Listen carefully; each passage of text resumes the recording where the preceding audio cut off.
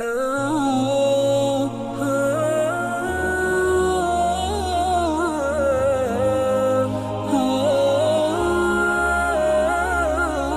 الله الرحمن الرحيم إن الذين كفروا سواء عليهم أأنذرتهم أم لم تنذرهم لا يؤمنون ختم الله على قلوبهم وعلى سمعهم وعلى أبصارهم غشاوة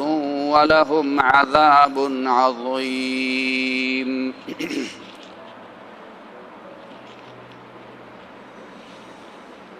دې صورت د ابتدانا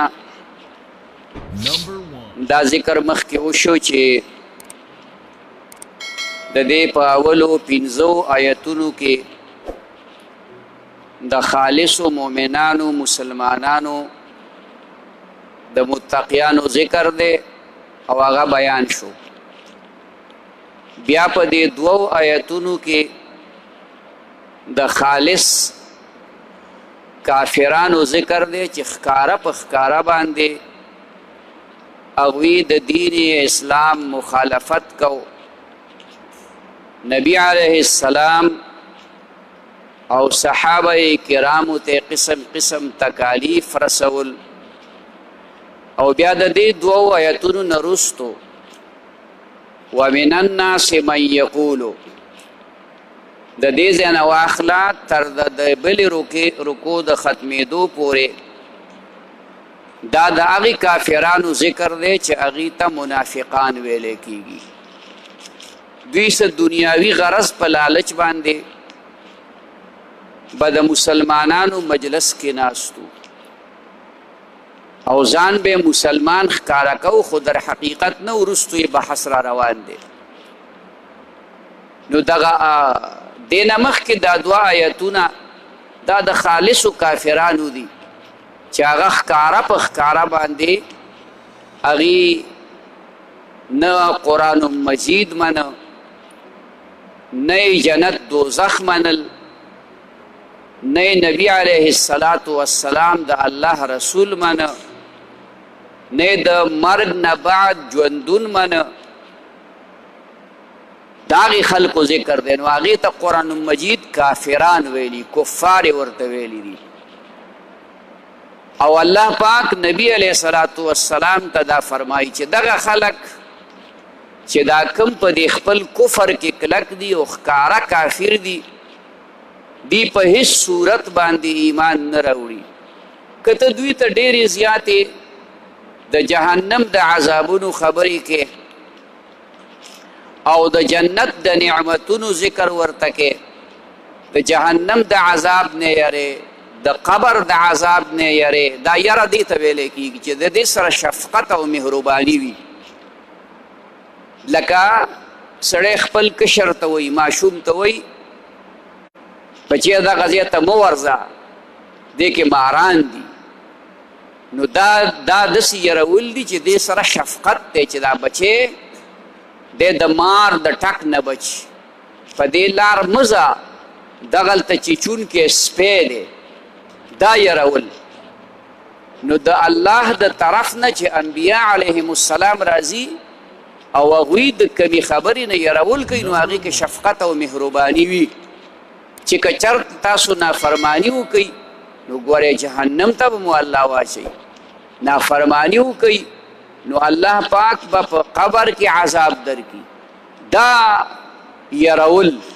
دا دغې بنیاد باندې دي. نو الله نبی علیه السلام ته وایي که دوی ته ته ډېرې زیاتې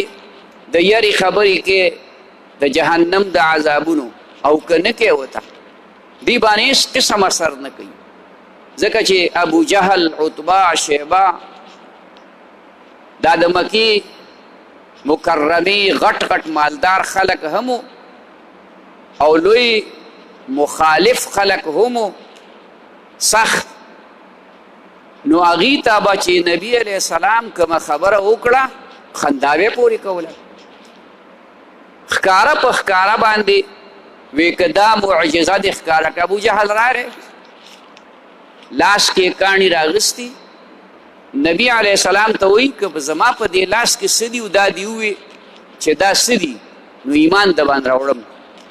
نبی علیه السلام وایي زه ووایم که نه دا ستا په لاس کې چې څه دي دا ووایي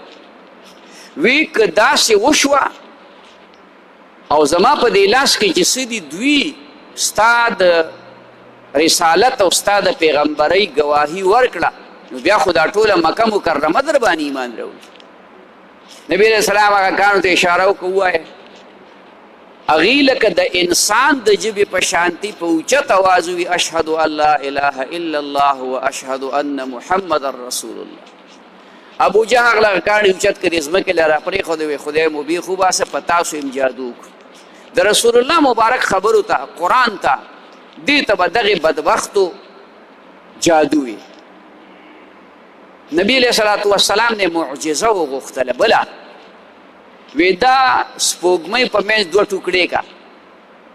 بیا د باندې ایمان راوړو جبل ابي قبیس مکه مکرمه کې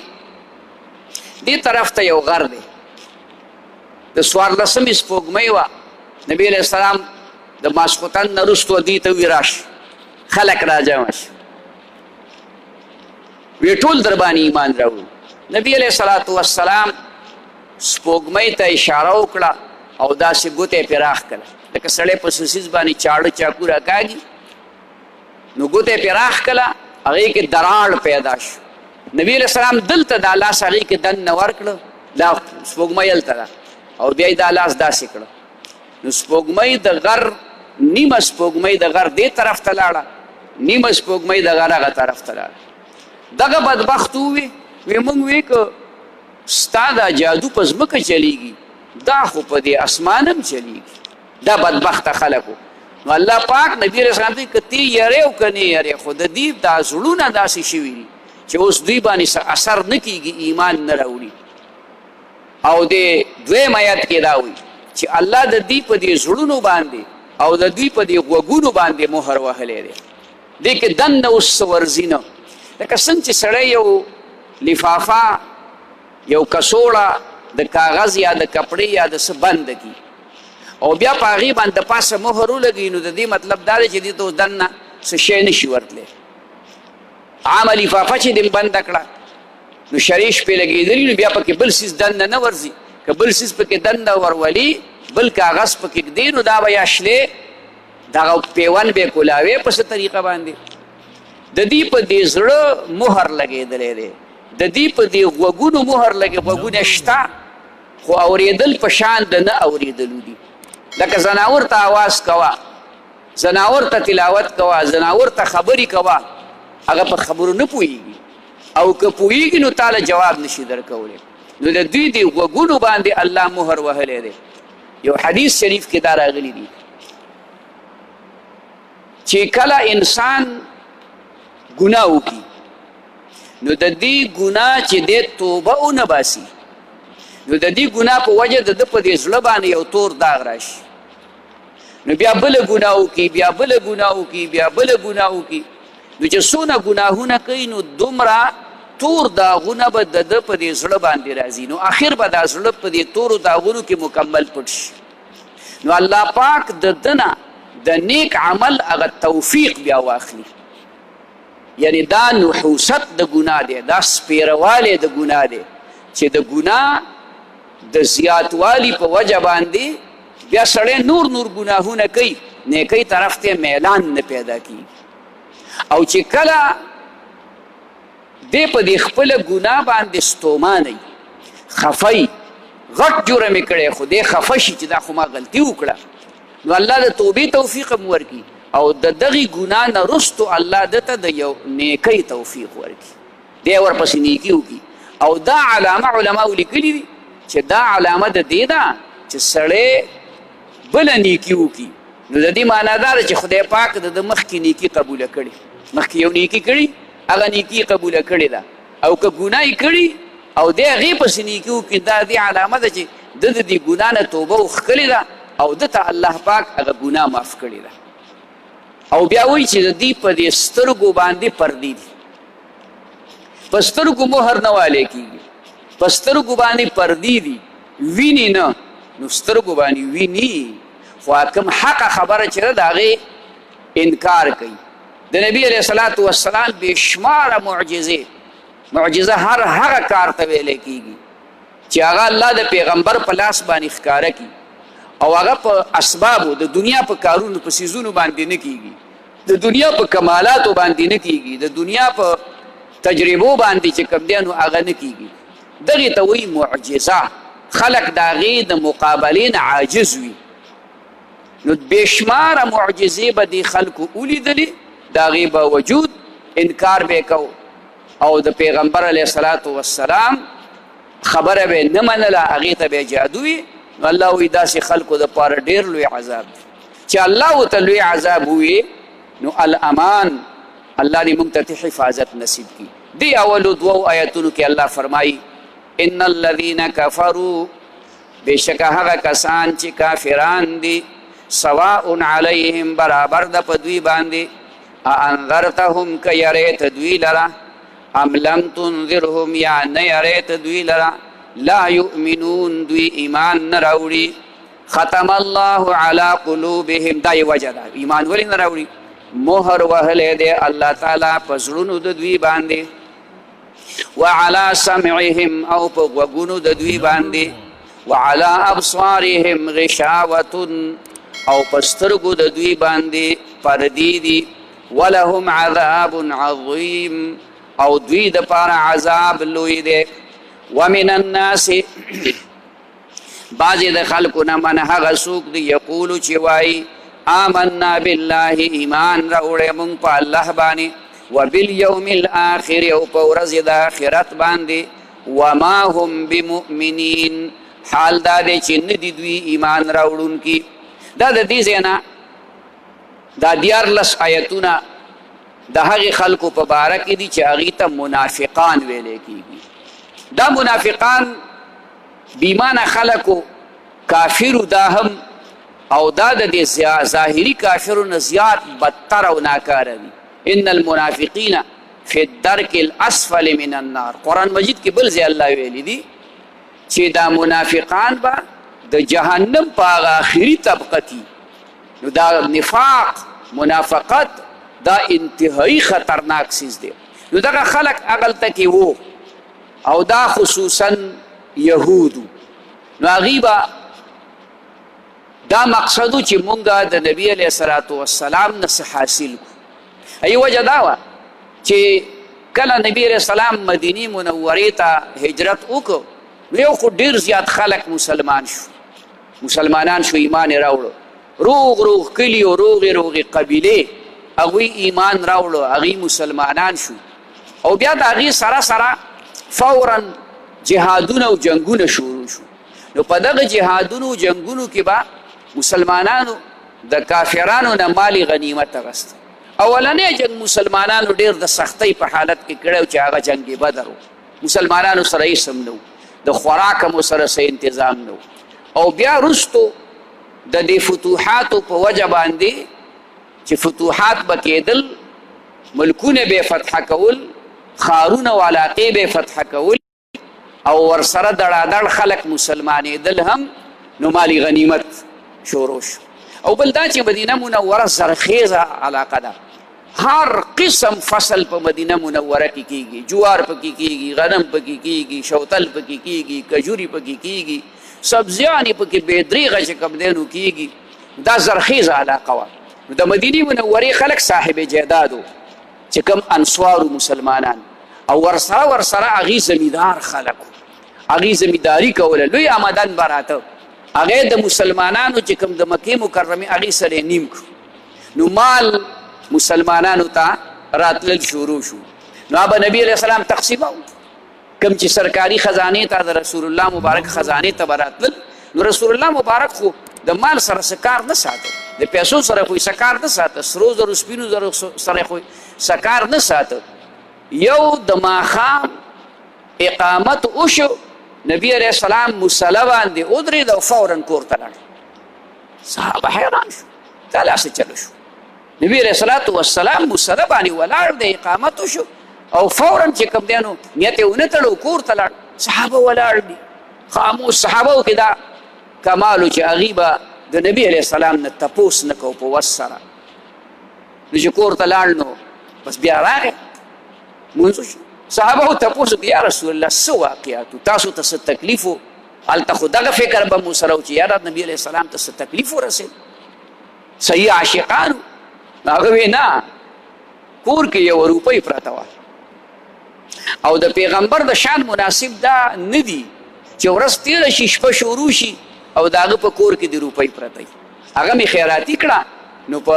دغه وجه باندې په منډه باندې کور ته لاړم. دغه وخت مې یاد شو ما نه هېر شو چې دا روپۍ په کور کې پرته ده، یوه اشرفۍ پرته ده، یو روپۍ پرته ده.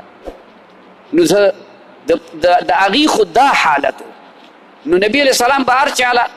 خلک به راتلل سوال به هم کو موږ له راکړي سورلی راله راکړه، پیسې راله راکړه، کجوري راکړه، اوړه راکړه، غنم جوار راکړه، دا به غوښتل. نو نبي علیه السلام به ورکول. نو دې حالت کې به چې کومه دی دې موقع نه به د منافقانو فایده اخسته. نو ځان یې مسلمان ښکاره کړ چې موږ مسلمانان یو. نو ناست به حتی چې د جمع په مانځه کې به هم شریک د جمع په مانځه کې مانځه له به هم باقاعده راتلل. خو چې کله د جهاد موقع به راله دا وروستو خبرې را روانې نو بیا به چې کوم دی چل ول به یې کو. یاره موږ ته پته نه وه که موږ خبر وې دا خو ځان مرګ ته تړل دي. نو بیا به هلته خو ایمان نه و که د ایمان مضبوطیا خو د صحابه کرامو سره په ناره خېټه به یې جنګ کو او بغیر د وسلې نه چوکه به یې راغستې وه، تبر به یې راغستی و، چاړه به یې راغستې و، په هغې به یې جنګ کو. په هغې شه د جنګ کېده خو ایمان مضبوط و. نو هغې باندې د تورو او د نیزو مقابله کېدله. نو دې خلکو ته منافقان په دغه وجه ووي چې دې خلکو په زړه کې ایمان نه و. دغې دنیاوي لالچ د دنیاوي پیسو او د دې غرض په وجه باندې ایمان ښکاره که. نو دې خلکو ته منافقان وي. د هغې ذکر الله پاک دا وفرمایه ومن الناس بعضې د خلکو نه من هغه څوک دی یقولو چې وایي آمنا بالله ایمان راوړی مونږ په الله باندې وبالیوم الاخر او په ورځې د آخرت باندې وما هم بمؤمنین او حال دا دی چې نه دي دوی ایمان راوړونکي. په خوله داسې وایي چې مونږ ایمان راوړی. یخادعون الله دوکه کوي دوی د الله سره والذین آمنوا د هغه کسانو سره چې مؤمنان دي. وما یخدعون او دوکه نه کوي دوی الا انفسهم مگر د ځانونو خپلو سره وما یشعرون او دوی نه پوهېږي. د الله سره څوک دوکه نشي کولی خو دوی په خپل خیال کې لګیا دي چې دا موږ کومه طریقه اختیار کړې ده نو دا موږ الله له دوکه ورکوو چې یاره ظاهر خلکو ته وایو چې موږ ایمان راوړی موږ مسلمانان یو او ګوره لا دا بیا هم یو بل سره خندانۍ کولې چې مسلمانان هم دوکه کړه اینه پیسې مو ترې واغستې اینه غنم جوار هم ترې واغستل دا مدن هم ترې حاصل که او الله به هلته د هغې په مقابله کې وحي راولېږله د دوی هغه منافقت به ورته ښکاره کړه چې دی پلاني منافق دا ویلي پلاني منافق دا ویلي دا خبره به یې چې کوم دی نو ورته ښکاره کړه. نو دوی به دغه خبره کوله چې مونږ د الله سره دوکه نو دوکه د الله سره نشي کولی خو دا کار د دوکې دی دا طریقې چې کوم دی د دوکې ده د هغې هغه دوکه هغه به الله ښکاره کړه. کله به یې مونږ د مسلمانانو سره مسلمانان دوکه کړو. اوس هم چې په دې بعضې خلکو کې دا کاروباري خلک کې هغه داسې دوکهباز خلک کې نو هغې وایي سړی مې سټ کې وو. سړی سټ کې نه دی والی ځان دې سټ کې وو ځکه چې سړی دې سټ کې وو خو دوکه دې وکړه نو خپل مال دې پې حرام که ګناهګار دی که ځان نو دا به هغې د څه وي الله مو دوکه که نعوذ بالله. مسلمانان هم دوکه کړه نو مسلمانان به دوکه کېدل دي کې شک نشته خو یقین چې دا ښه خلک د ایمان یې راوړی دی خو الله پاک به د دوی هغه نفاق ښکاره که نو هغه دوکه به هم چې کوم دی نو مسلمانانو ته ښکاره شوله او دارنګې په خپله الله ورته وفرمایل چې دوی بل چاله دوکه نشي ورکولی ځان له دوکه ورکوي. دا ته چې بل له دوکه ورکوې دا په حقیقت کې ځان له دوکه ورکول دي. نو ایمان دې خپل کړی دوړه کړی خو دوی پوهېږي نه چې دا ځکه چې دې وخت کې لا دوی عذاب نه میلاویږي دا سزا چې ورته میلاویږي دا به د مرګ نه بعدي دا به قیامت کې نو دې وخت کې چې کوم دی نو دې په دې ژوند کې مطمئن دي چې موږ یو څه بل څه حاصل کړه. نو دا یو فرمایل چې یخادعون الله اوس د دې معنا موږ دا کو دوکه کوي دوی د الله سره د دې اصل معنا دا سره چې معامله د دوکې کوي دوی د الله سره یعنی ظاهر شکل هغه د دوکې جوړي خو اسان معنا یې موږ داسې کوو یخادعون الله دوکه کوي دوی د الله سره والذین آمنوا دا هغه کسانو سره چې ایمان یې راوړی مسلمانانو سره وما یخدعون او دوکه نه کوي دوی الا انفسهم مگر د ځانونو خپلو سره وما یشعرون او دوی نه پوهېږي دوی په دې خپله دوکه په دغه ګناه نه پوهېږي فی قلوبهم مرض په زړونو د دوی کې مرض دی د دې مرض نه مراد دا ظاهري بیماری نه چې ته به د ټوخی دی د دې مرض نه مراد د منافقت د نفاق مرض دی او هغه نفاق هغې په وجه انسان د بل نو دوی به د مسلمانانو سره حسد کوو مسلمانانو ته په ښه نظر نه کتل نو دا حسد انسان تباه کوي د انسان بدن هم تباه کوي او د انسان عمل هم تباه کوي هغه داسې چې دا حسد سړی د بل سره کوي نو حدیث شریف کې راغلی د ده دا نیکۍ داسې سوځي لکه په اور باندې چې خشاک سوځي ان الحسد یأکل الحسنات کما تأکل النار الحطب دا نیکۍ داسې سیزي لکه اور چې وچ خشاک سیزي نو دی بیماری او دا سات په سات سیوا کیږي زادهم الله مات که الله دوی لره بیماری ول نورم سیوا کړل دا چې څومره مسلمان کوي څومره مسلمانان زیاتی کیږي څومره مسلمانانو ته مال او دولت راځي او څومره مسلمانان تعداد سیوا کیږي نو د دوی هغه بیماری د حسد د بغض هغه نورم چې کوم دی نو ور سیوا کیږي ولهم عذاب علیم دوی دپاره عذاب دردناک دی بما کان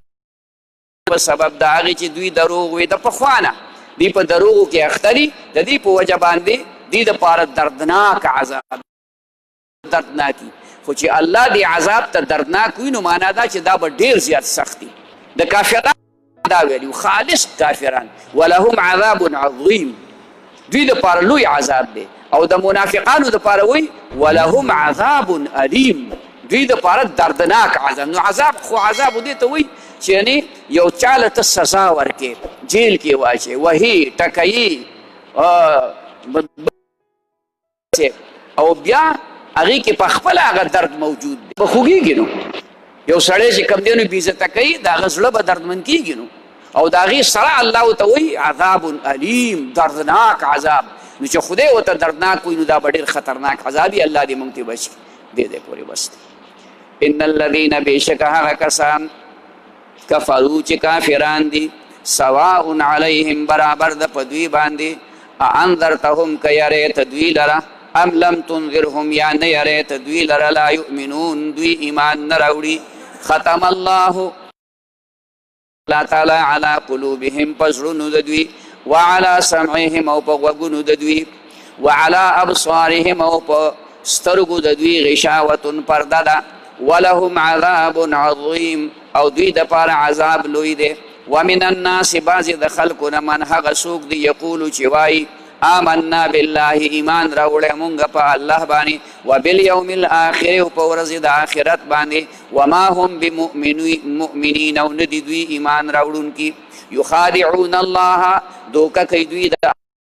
الذین آمنوا او د هغه کسانو سره چې مؤمنان دي وما یخدعون او دوکه نه کوي دوی الا انفسهم مگر د ځانونو خپلو سره وما یشعرون او دوی نه پوهېږي فی قلوبهم مرض په زړونو د دوی کې مرض دی د نفاق مرض نو زیات که دوی لره الله تعالی مرض عذاب بما کانوا یکذبون دا هغې چې دوی دروغ وي صدق الله العظیم ربنا آتنا في الدنيا حسنة وفي الآخرة حسنة وقنا عذاب النار اللهم أحسن عاقبتنا في الأمور كلها وأجرنا من خزي الدنيا وعذاب الآخرة وصلى الله تعالى على خير خلقه